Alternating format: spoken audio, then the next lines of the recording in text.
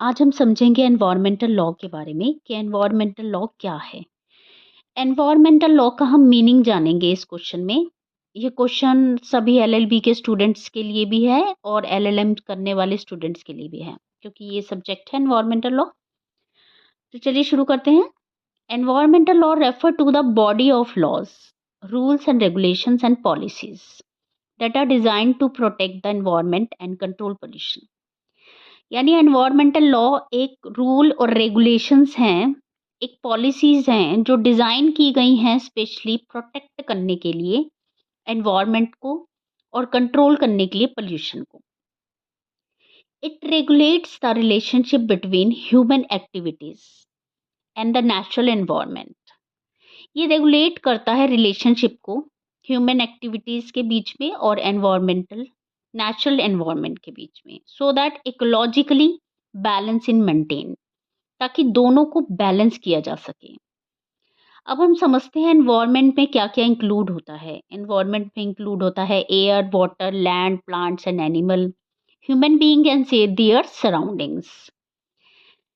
In India, India में environment की परिभाषा कब आई, डेफिनेशन कब आई? तो उसके लिए एक प्रोटेक्शन एक्ट बना 1986 में। एनवायरमेंटल लॉ जो बना, प्रोटेक्शन एक्ट, वो बना 1986 में। इसके ऑब्जेक्टिव्स को समझते हैं। इसका मेन ऑब्जेक्टिव है प्रोटेक्शन ऑफ नेचुरल रिसोर्सेज। जो भी हमारी नेचुरल रिसोर्सेज हैं, चाहे वो एयर है, वाटर है, फॉरेस्ट है या वाइल्ड लाइफ है, इन सबको नेचुरल रिसोर्सेज को प्रोटेक्ट करना। नंबर सेकेंड है prevention and control of pollution. जितने भी तरीके से पोल्यूशन होता है उस सब पोल्यूशन को कंट्रोल करना। सस्टेनेबल डेवलपमेंट, सस्टेनेबल डेवलपमेंट के बारे में जैसे हम जानते हैं कि रिसोर्सेज को बचा के रखना, उनको दोबारा से रीयूज करना। Protection of human health and ecologically balance, तो हमने समझा। अब कॉन्स्टिट्यूशनल प्रोविजन क्या है? Constitutional of India provide environmental protection through, किन आर्टिकल के थ्रू हम कॉन्स्टिट्यूशन प्रोविजन में जा सकते हैं एनवायरमेंट को बचाने के लिए? हम article 48A, the state shall protect and improve environment and safeguard forest and wild life. Article 48A कहता है कि स्टेट को प्रोटेक्ट करना होगा और इम्प्रूव करना होगा एनवायरमेंट को और बचाना होगा फॉरेस्ट को और वाइल्ड लाइफ को। आर्टिकल 51A कहता है it is the duty of every citizen. यहाँ एक ड्यूटी बताई गई है एवरी सिटीजन्स की, to protect and improve the natural environment. Article 21 right to life and liberty, जो ये भी कहता है to clean a healthy environment. यानी आर्टिकल 21 भी इस बात को एनफोर्स करता है। Important environmental law in India. Environmental law India में कौन कौन से हैं? Some major environmental legislature includes.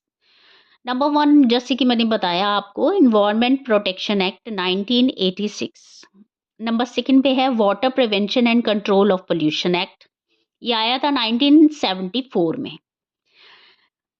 Air prevention and control of pollution act, ये आया 1981 में। वाइल्ड लाइफ प्रोटेक्शन एक्ट 1972 में। फॉरेस्ट एक्ट आया था 1980 में।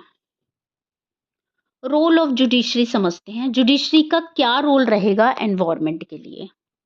The Supreme Court of India has played a significant role in protecting the environment by developing important principles such as polluter pays principle, precautionary principle, public trust doctrine, sustainable development।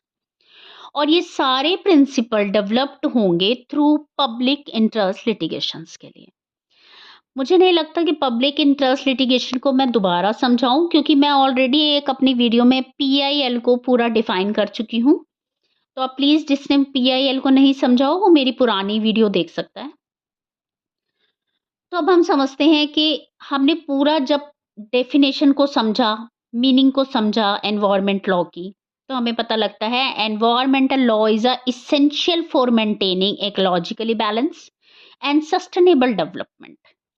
It ensures that economic growth does not harm nature and that future generation can enjoy a clean and healthy environment. अगर आपको मेरी video पसंद आई हो तो please thank you so much. और आप please मुझे comment box में ज़रूर बताइएगा मुझे नेक्स्ट किस टॉपिक पे वीडियो बनानी है। थैंक